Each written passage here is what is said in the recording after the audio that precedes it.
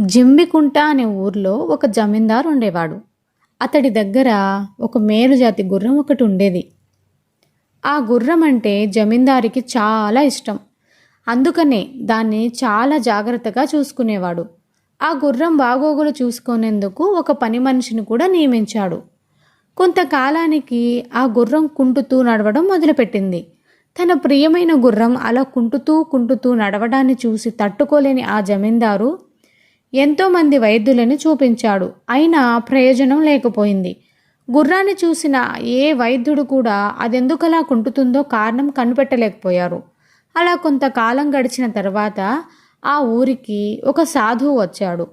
మహాజ్ఞాని అయిన ఆ సాధువు తన గుర్రం ఎందుకు కుంటుతుందో చెప్తాడని నమ్మిన జమీందారు అతడి వద్దకు గుర్రంతో సహా వెళ్ళాడు. విషయమంతా విన్న ఆ సాధువు, ఈ గుర్రం ఆలనా పాలనా చూసుకునే పనివాడిని ఇక్కడికి తీసుకురాండి అని ఆజ్ఞాపించాడు. వెంటనే జమీందారు అతడిని రప్పించాడు. పనివాడు వస్తుండగా చూసిన సాధువు, నాయనా, నీ గుర్రానికి ఈ కుంటితనం ఏదో జబ్బు వల్ల వచ్చింది కాదు. అదిగో అతన్ని చూశావా? అతను కుంటివాడు.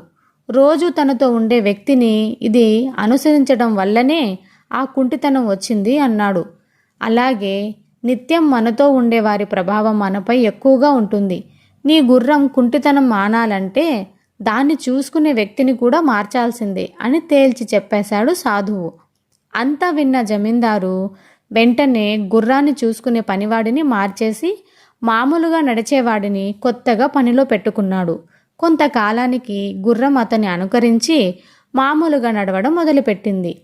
ఈ కథ వల్ల మనకి నీతేమిటంటే, మనము చెడు వాళ్ళతో స్నేహం చేస్తే మన ఆలోచనలు కూడా చెడు వైపే వెళ్తాయి. అదే మనము మంచివారితో స్నేహం చేస్తే మన ఆలోచనలు కూడా మంచి మార్గంలో వెళ్తాయి అని అర్థం.